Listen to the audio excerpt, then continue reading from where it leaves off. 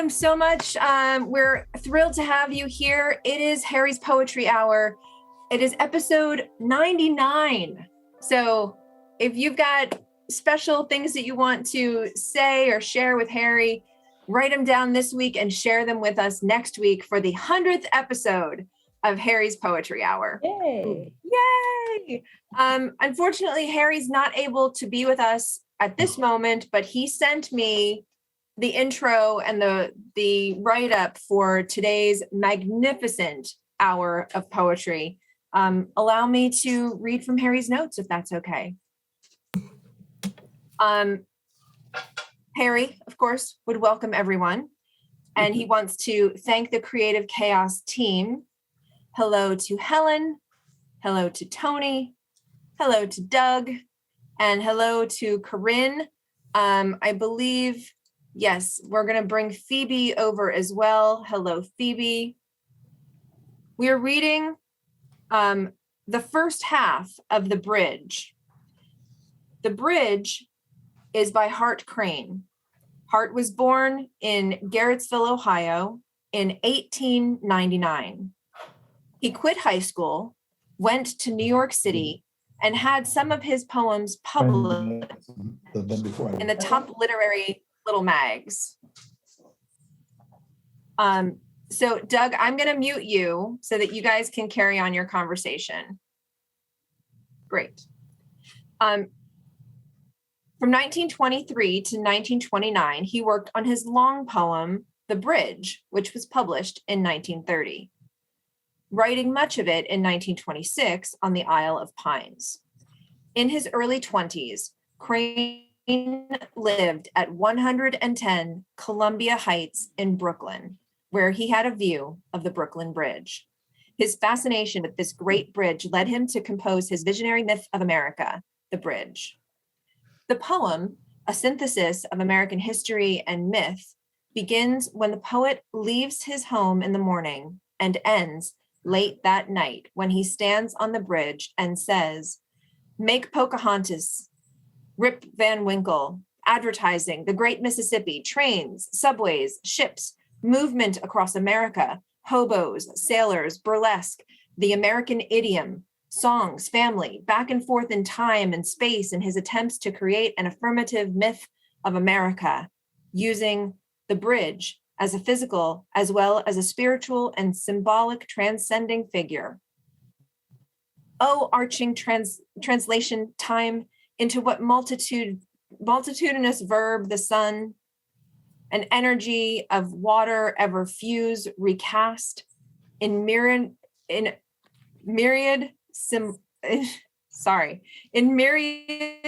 syllables, Psalms of Cathy. Oh, love, thy white pervasive paradigm. The bridge, with its formalized and harsh finish, has its influences in the Elizabethans, Christopher Marlowe, and Shakespeare, as well as Walt Whitman. It is a symphonic American myth that speaks best through its own words. Unspeakable, thou bridge to thee, O love. The magnificent readers today are, in order of appearance, Helen Richman, Toni Sawyer, Doug Knott, and Corinne Conley. Here is Helen Richman. To Brooklyn Bridge. How many dawns, chill from his rippling rest, the seagull's wings shall dip and pivot him, shedding white rings of tumult, building high over the chained bay waters, liberty. Then with inviolate curve, forsake our eyes as apparitional as sails that cross some page of figures to be filed away, till elevators drop us from our day. I think of cinemas, panoramic slates with multitudes bent toward some flashing scene, never disclosed, but hastened to again, foretold to other eyes on the same screen. And thee, across the harbor, silver-paced, as though the sun took step of thee, yet left some motion ever unspent in thy stride, implicitly thy freedom staying thee. Out of some subway scuttle, cell, or loft, a bedlamite speeds to thy parapets, tilting their momently shrill shirt ballooning. A jest falls from the speechless caravan. Downwall from girder into street noon leaks, a ripped tooth of the sky's acetylene. All afternoon the cloud-flown derricks turn, thy cables breathe the North Atlantic still. And obscure as that heaven of the Jews, thy guerdon, accolade thou dost bestow of anonymity, time cannot raise. Vibrant reprieve and pardon thou dost show. O harp and altar of the fury fused, how could mere toil align thy choiring strings? Terrific threshold of the prophet's pledge, prayer of pariah and the lover's cry.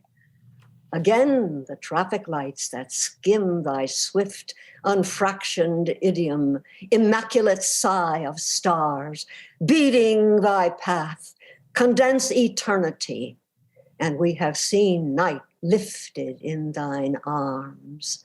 Under thy shadow by the piers I waited.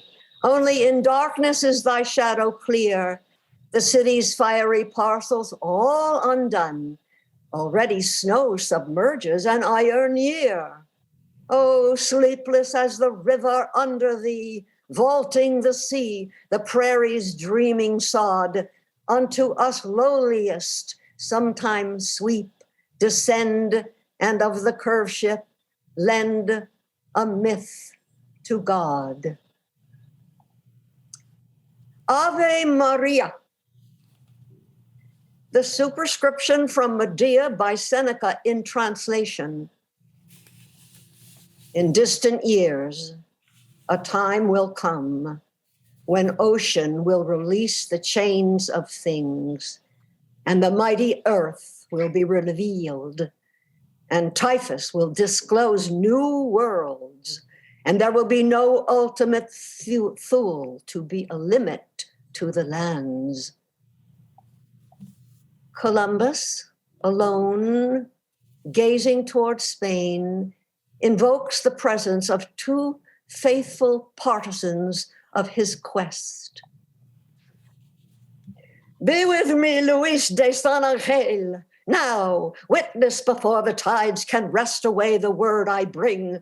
Oh, you who reined my suit into the Queen's great heart that doubtful day.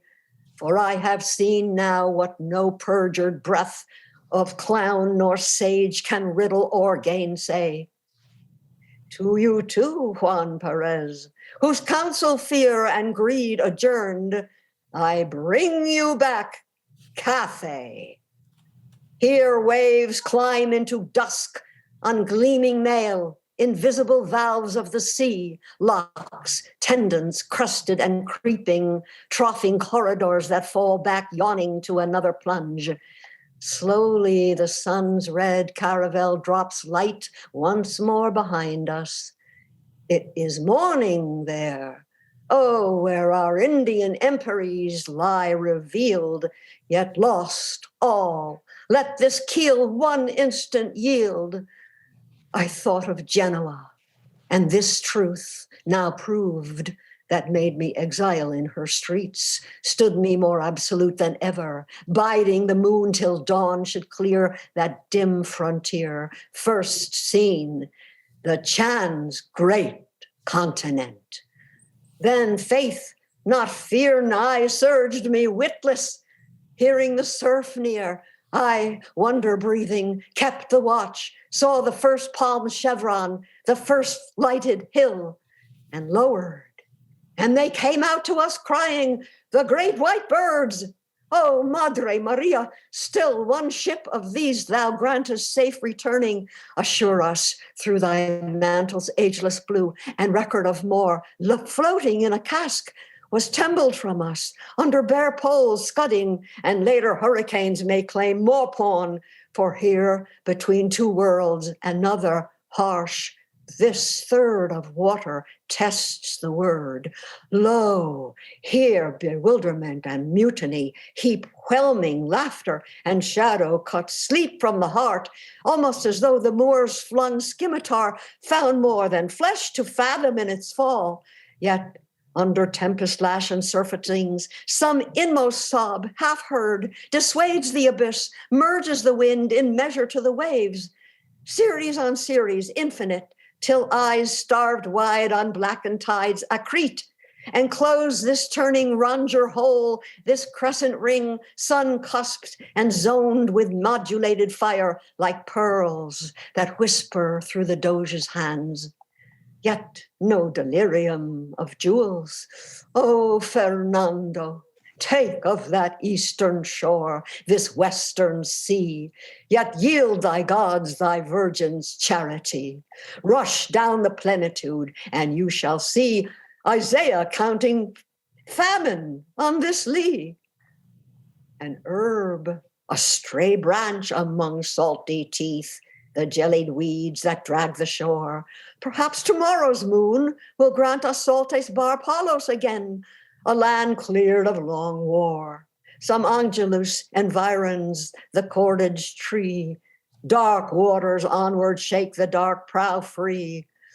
O thou who sleepest on thyself, apart like ocean athwart lanes of death and birth, and all the eddying breath between dost search, cruelly with love thy parable of man, inquisitor, incognizable word of Eden, and the enchained sepulchre, into thy steep savannas burning blue, utter to loneliness, the sail is true. Who grindest ore, and arguing the mast subscribest holocaust of ships, O thou within whose primal scan consummately the glistening signores of Ganges swim, who sendest greeting by the corposant and Tenerife's garnet, flamed in a cloud, urging through night our passage to the Chan, Te Deum Laudamus, for thy teeming span.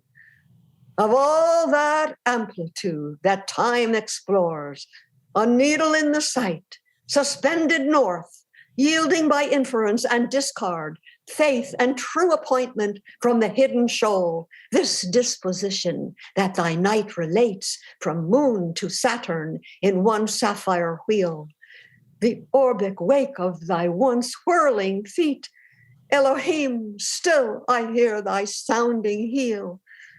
White toil of heaven's cordons, mustering in holy rings, all sails charged to the far hushed gleaming fields and pendant seething wheat of knowledge.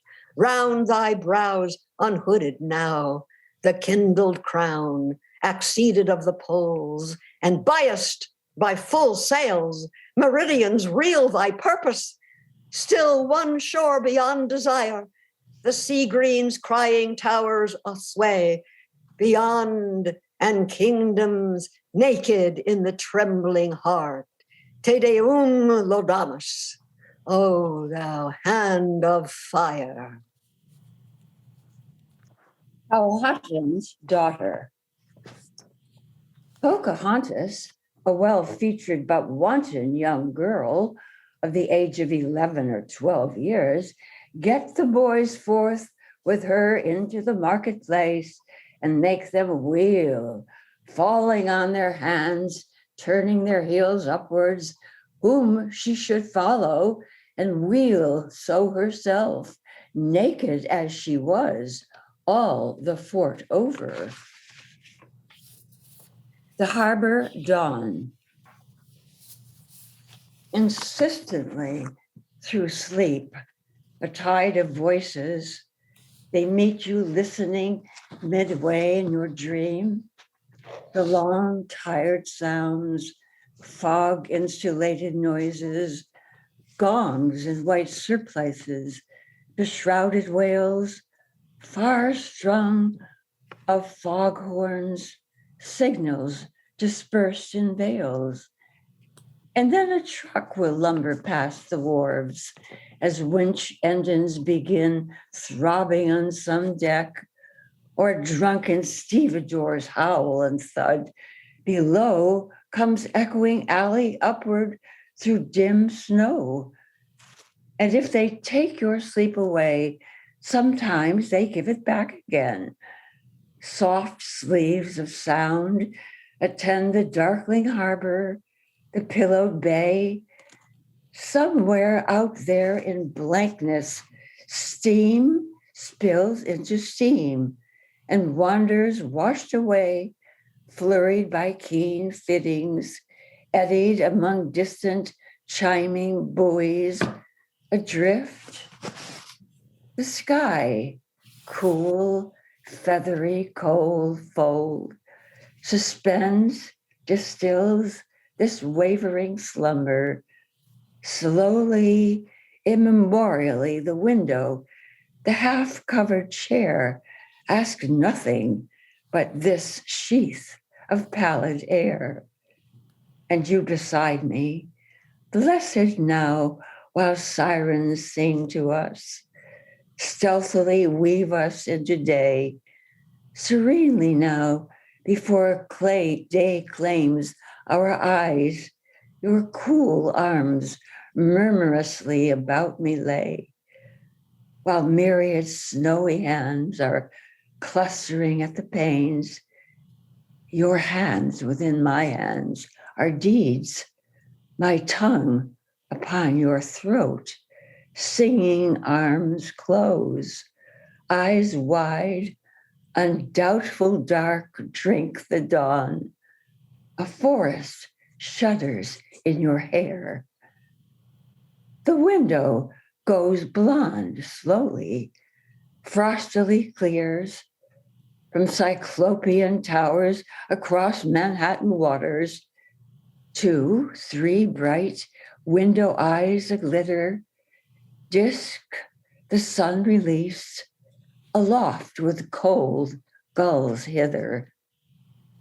The fog leans one last moment on the sill, under the mistletoe of dreams, a star as though to join us at some distant hill, turns in the waking west and goes to sleep.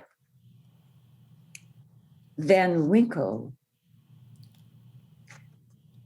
macadam gun gray as the Tunney's belt, leaps from far Rockaway to Golden Gate.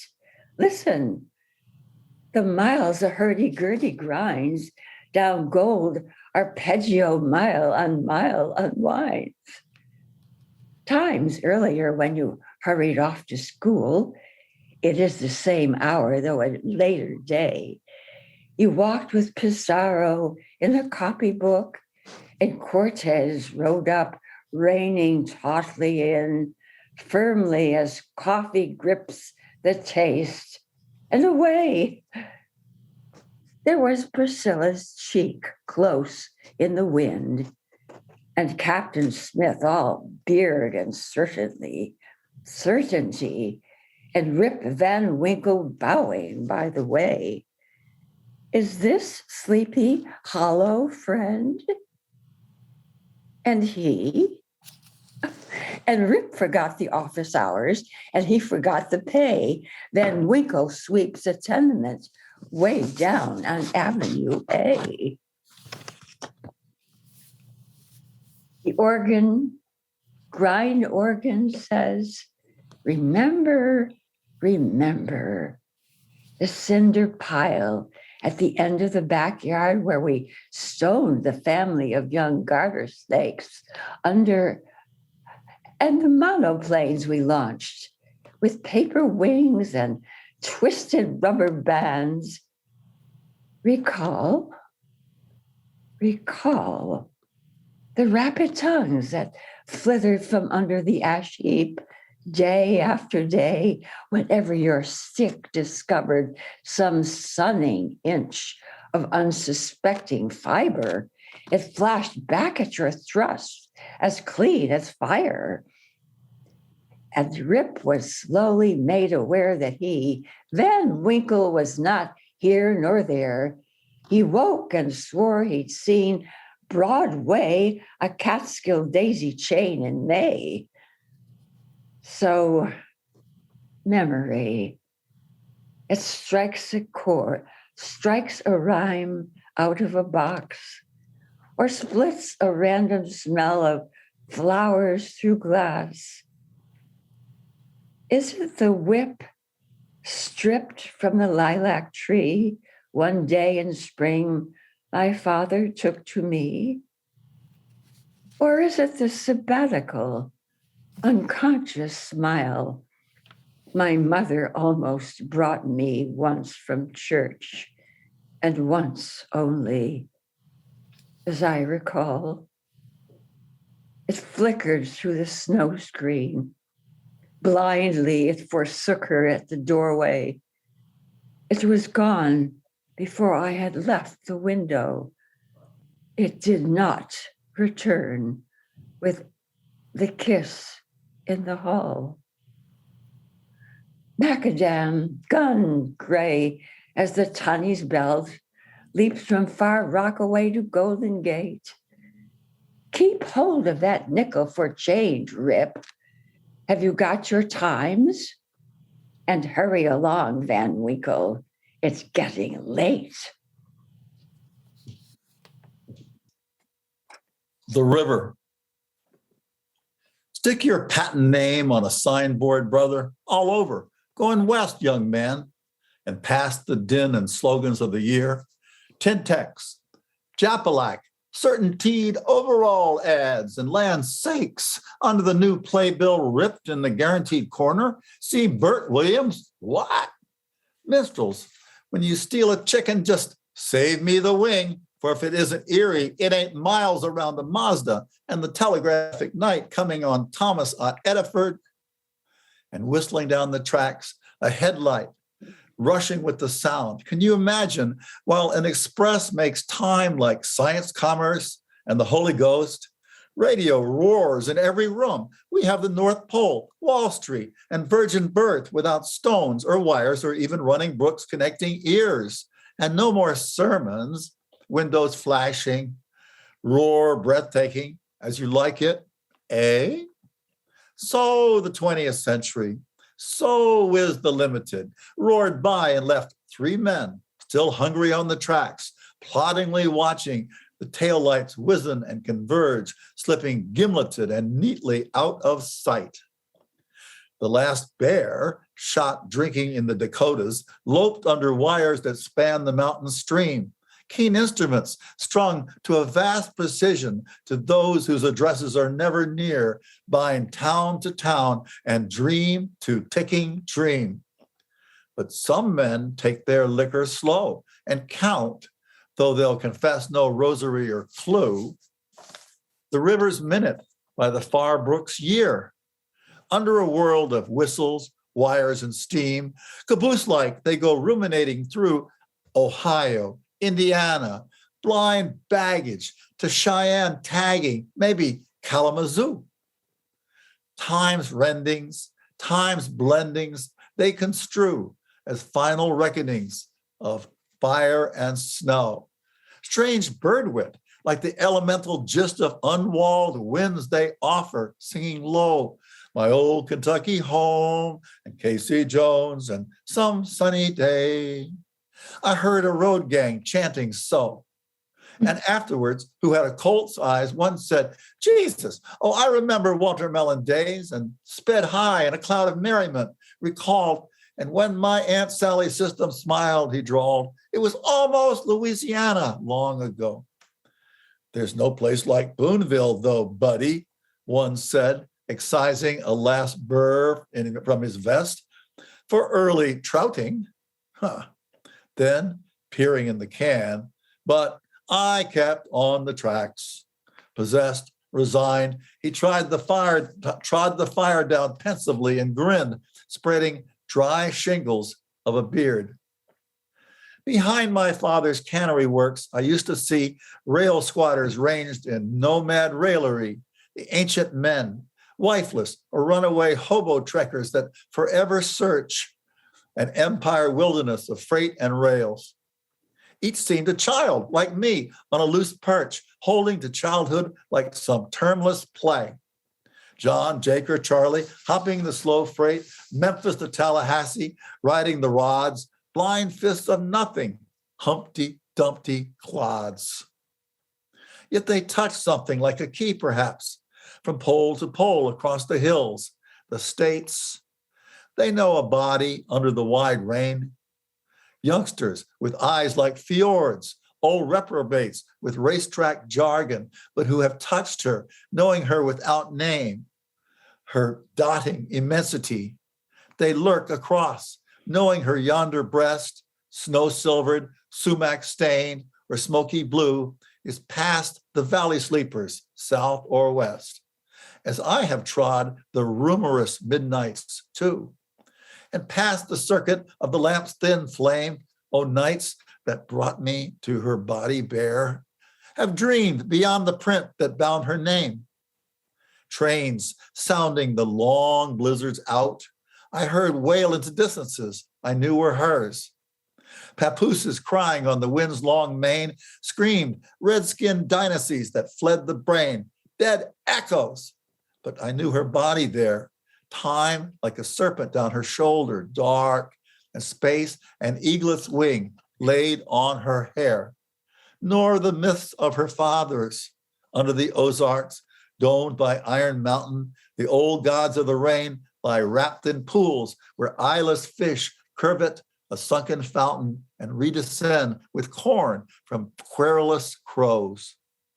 Such pilferings make up their timeless eatage, propitiate them for their timber torn by iron, always the iron dealt cleavage. They doze now below axe and powder horn. And Pullman breakfasters glide glistening steel from tunnel into field.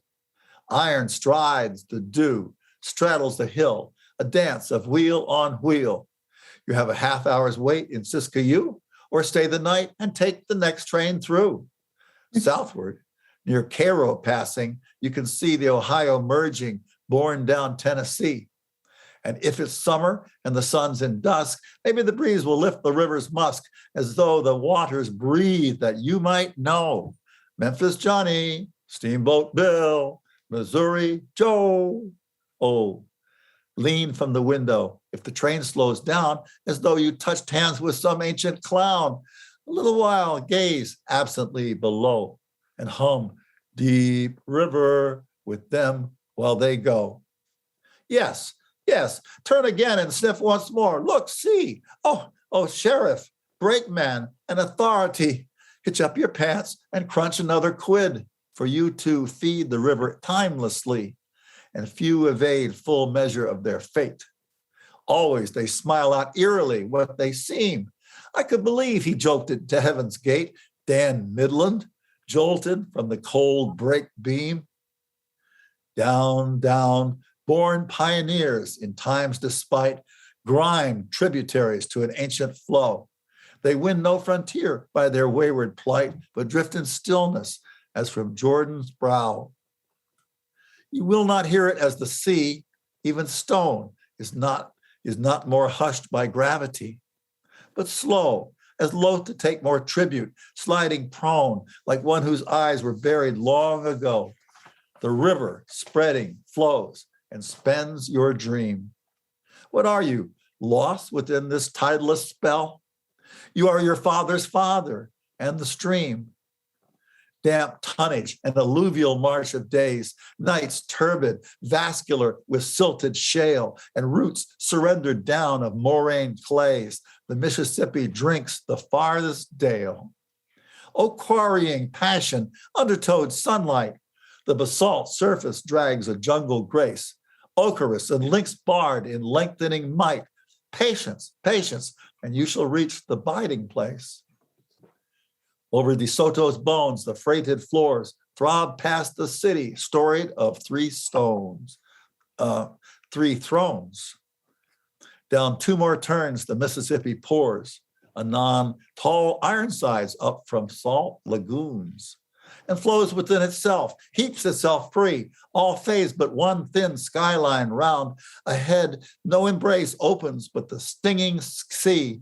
The river lifts itself from its long bed, poised wholly on its dream, a mustard glow, tortured with history, its one will, flow.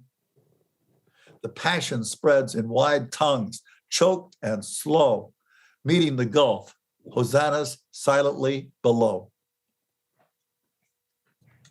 Then you shall see her truly, your blood remembering its first invasion of her secrecy, its first encounters with her kin, her chieftain lover, his shade that haunts the lakes and hills.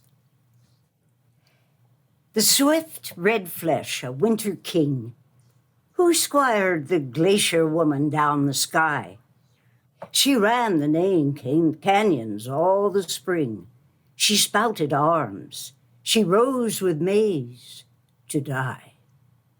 And in the autumn drought, whose burnished hands with mineral wariness found out the stone where prayers, forgotten, streamed the mesa sands.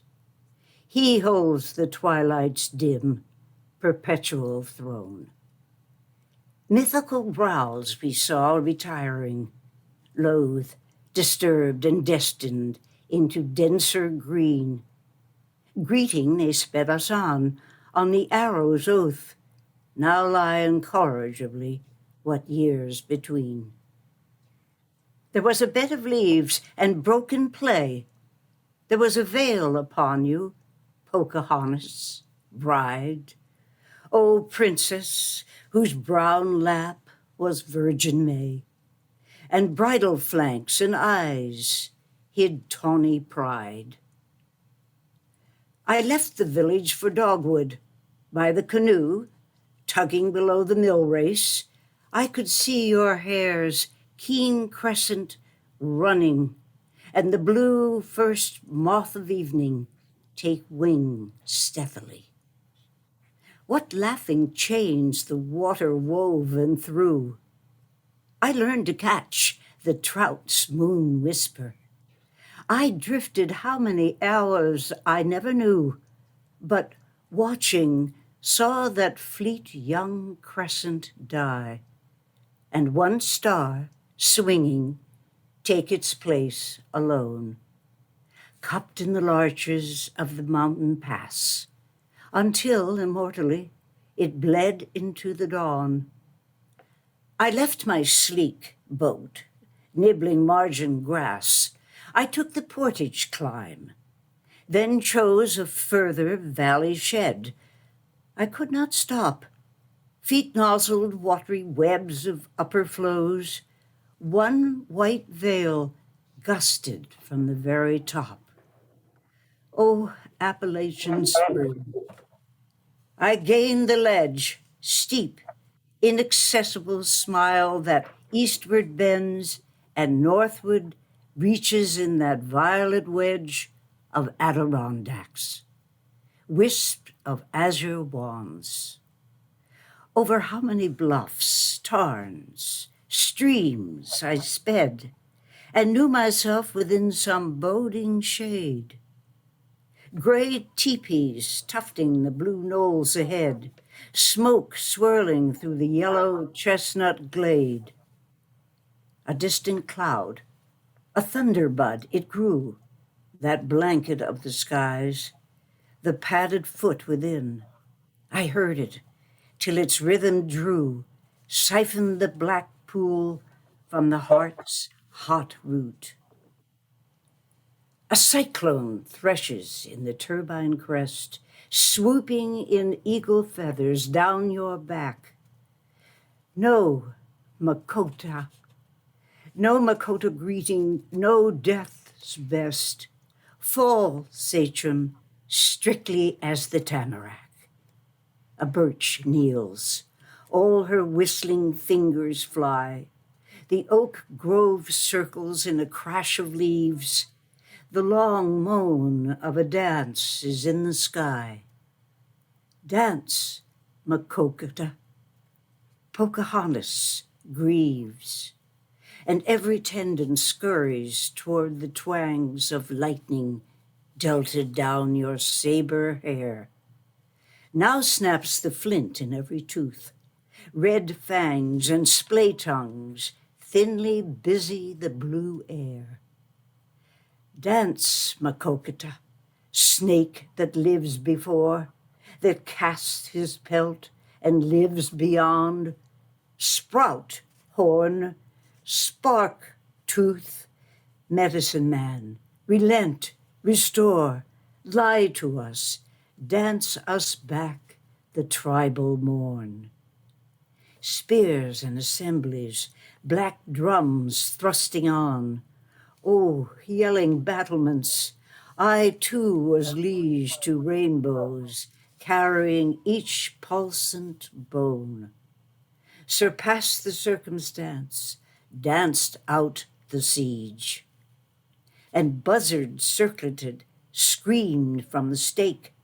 I could not pick the arrows from my side. Wrapped in that fire, I saw more escorts wake, flickering, sprint up the hill groins like a tide. I heard the hush of lava wrestling your arms, and stag teeth foam about the raven throat. Flame cataracts of heaven in seething swarms fed down your anklets to the sunset's moat. Oh, like the lizard in the furious noon that drops his legs and colors in the sun and laughs, pure serpent. Time itself and moon of his own fate, I saw thy change begun, and saw thee dive to kiss that destiny, like one white meteor, sacrosanct and blent at last with all that's consonant and free. There, where the first and last gods keep thy tent. Thewed of the levin, thunder-shod and lean, lo, through what infinite seasons dost thou gaze? Across what bivouacs of thine angered slain, and seest thy bride immortal in the maze. Totem and firegall, slumbering pyramid, though other calendars now stack the sky, thy freedom is her largesse, Prince, and hid on paths thou knewest best to claim her by. High unto Labrador the sun strikes free her speechless dream of snow, and stirred again she is the torrent and the singing tree, and she is virgin to the last of men. West, west, and south, winds over Cumberland and winds across the Llano grass, resume her hair's warm sibilance. Her breasts are fanned, O stream by slope and vineyard, into bloom. And when the caribou slant down for salt, do arrows thirst and leap? Do antlers shine alert, star-triggered in the listening vault of dusk? And are her perfect brows to thine? We danced, O brave, we danced beyond their farms, in cobalt desert closures made our vows. Now is the strong prayer folded in thine arms, the serpent with the eagle in the boughs.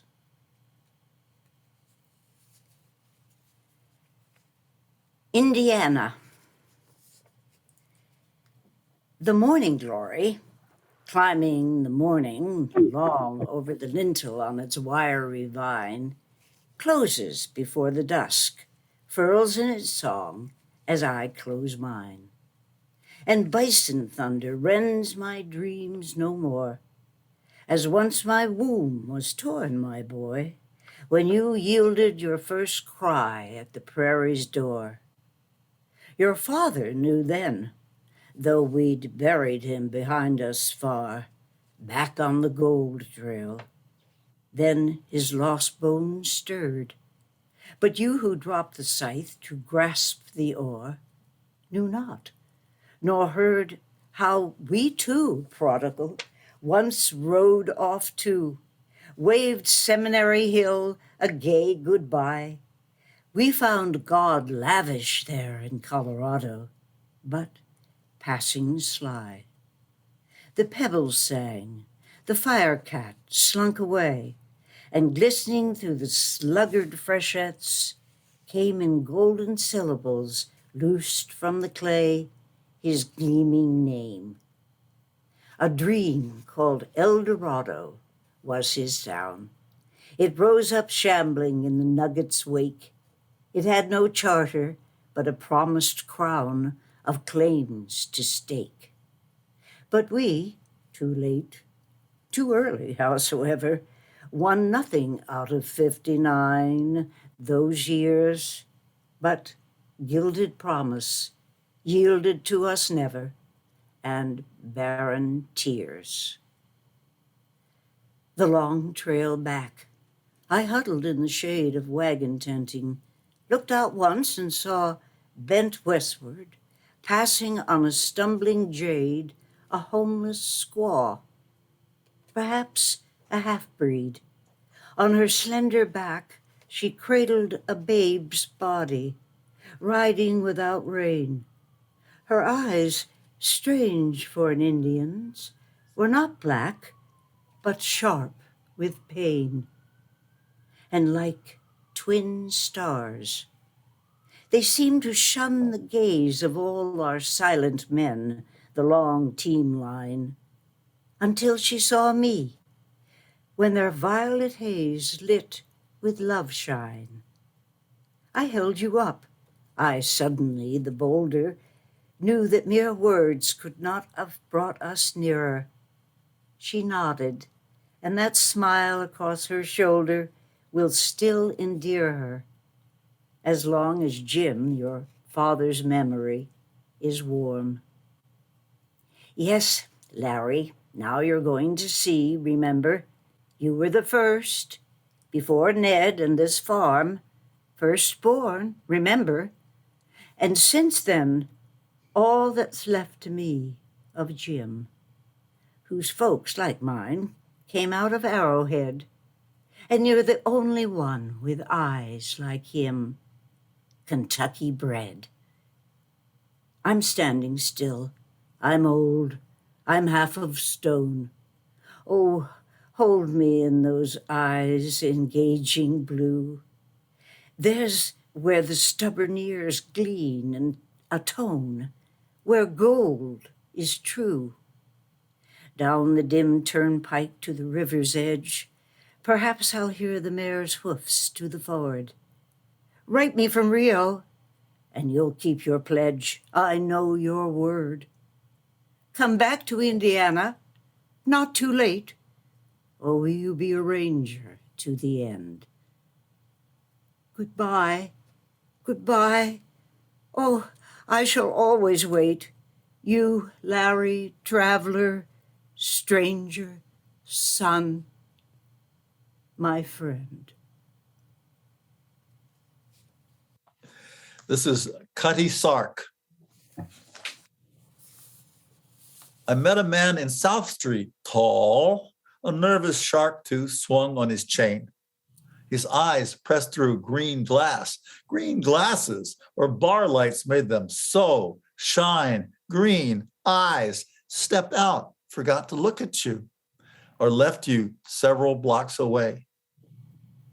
In the nickel in the slot piano jogged Stamble Nights, weaving somebody's nickel, sang, "Oh, Stamble Rose, dreams weave the rose."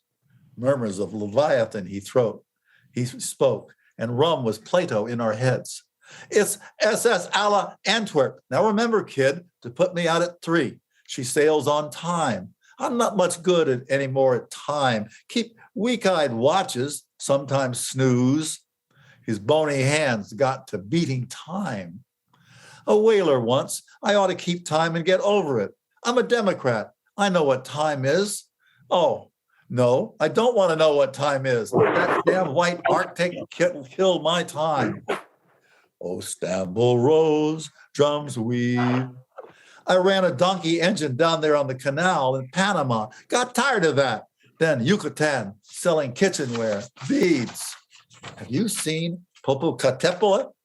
Birdless mouth with ashes sifting down. And then the coast again. Rose of Stamboul, coral queen, tease remnants of the skeletons of cities and galleries, galleries of water-gutted lava, snarling stone, green, drums, drown, sing. That's spherical. He shot a finger out the door. Oh, life's a geyser, beautiful, my lungs. No, I can't live on land. I saw the frontiers gleaming of his mind. Or are there frontiers? Running sands sometimes, running sands, somewhere, sands running, or they may start some white machine that sings.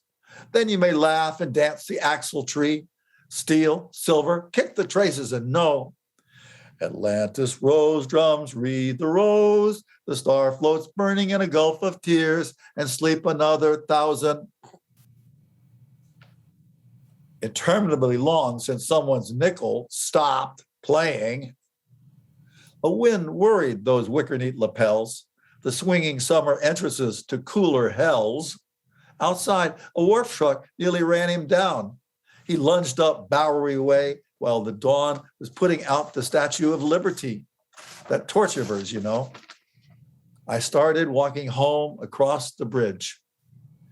Blithe Yankee vanities, turreted sprites, winged British repartees, skillful, savage sea girls that bloomed in the spring. Heave, weave these bright designs the trade winds drive. Sweet opium and tea, yo-ho, pennies for porpoises that bank the keel.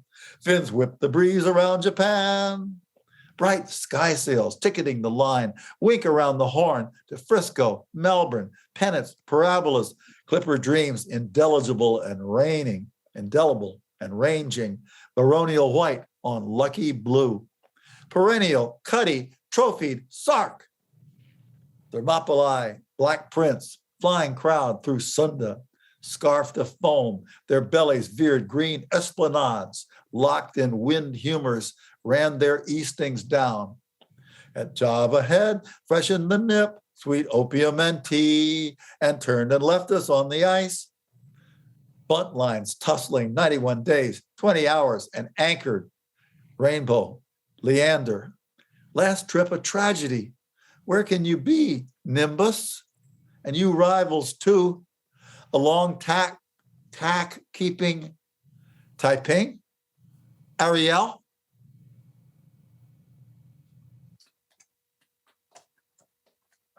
So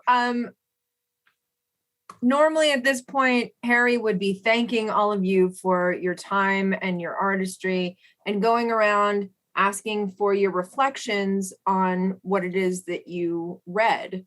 So let's do that. I do first want to acknowledge that Phoebe is with us. Hello, Phoebe.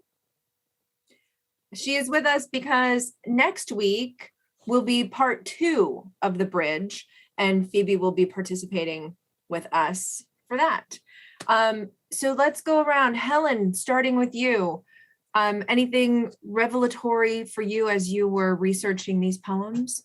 Yes, researching a lot because Mr. Hart Crane has quite a marvelous vocabulary, and I don't have that large a vocabulary. I had to look up quite a number of words, but I think there's a lot of, I felt like I was reading a lot of similes and a lot of metaphors, and I was figuring out what they were meaning. And I got under the poem and I realized, this is a very, very beautiful piece of writing. And then I got into it, but it took me a while. I love that terminology because you really do understand it. Like I would say, I got my arms around it finally. Yeah, I did. Say you got under it and kind of were able to lift it up. Yeah. I love that. Yeah. Toni. Mhm. Well, I agree with what she was just saying. I had to do a lot of research, more, not the words as much as the pronunciation of some of the words that I was not that familiar with. It was, for me, he's a lot of metaphors. For me, it was just trying to get into his head, see where he was, a lot of, seemed to me, stream of consciousness, kind of trying to imagine where his head was when he wrote the poem. It was interesting, a lot of research for this. Very interesting. I read a lot about his background and saw a clip of a documentary. I think he was very troubled and died committed suicide very early. So a fascinating poet. And I love what you said about stream of consciousness, because you do get the sense of that in, especially, not to single out Doug, but Doug, you have a really beautiful rhythm when you're reading Hart Crane. Thank you. Sure. Can you share a little bit about Oh, sure. your affinity or? Yeah. No, I was actually, I was first intimidated, like you guys are saying. And then I was entertained, and then enjoyed having to get into this, because I'm a poet. I very rarely research other poems, but I sure researched this one. And I had to look up a couple of words, and particularly Popocatépetl. I never have got that, but I even called up a Mexican gal who told me as best she could how to pronounce that one, that volcano down in Mexico. I really learned a great deal. And I when I read back and I saw that this was a jazz poem. And so that's why I kind of felt rhythmic about it. And of course, it's conventionally called, he has an opening that's called jazz. It's in the idiom of the time, because it turns out that he was consciously trying to, not to dwell here, but to oppose T.S. Eliot's very grim version that came out in The Wasteland. So he was giving a counter saga of America that was much more robust and enthusiastic than T.S. Eliot. So anyway, I found the poem, his non-linear moments, all that. It took me a while to understand what's going on, which is that three guys are hobos, and then they get on the boat and go down the river is what happens. I said, what's going on? So anyway, but I learned a great deal, and I'm really appreciative of that. And on Cutty Sark here, which is a different poem, of course, very much, really to be, very vivid here. As we know, he was a gay man, a homosexual fellow, and Cutty Sark is about a one-night stand. It's about him meeting the sailor, and then the sailor tells him to get him up at 3 or what. So anyway, it took me a while to understand all this stuff, to grow up and understand, boy, he's a big boy. That's an affair he's having. And he wrote a poem about it, kind of with all the, it's implied that we know what the Cutty Sark label looks like, and it was a famous ship at the time. So it's all that. And I really like to close here that he brought up so many pop references from his own times, which was the 20s and all that. So again, that was, like you guys said, we have to educate ourselves about what was going on. Thank you. Corinne, is there anything that you would like to add? And so you guys know, I'm going to close it out with Phoebe talking a little bit about next week. Well, I'd be interested to hear Phoebe, because she's very knowledgeable about poetry, and I felt like some of my colleagues, I found Hart Crane a little difficult sometimes to understand. When I got to the poem Indiana, that was quite simple, because that was a mother talking to her son, and told quite a lovely story of having gone westward with her husband, and not who was searching for gold, and obviously it was not a successful search, and then coming back, and I don't know, I got a whole picture of a life there. So that makes it so much easier. I do wonder if I can't imagine Hart Crane living in Brooklyn, looking over the Brooklyn Bridge, because I mean everything is sky, mountains, rivers, air, everything nature like.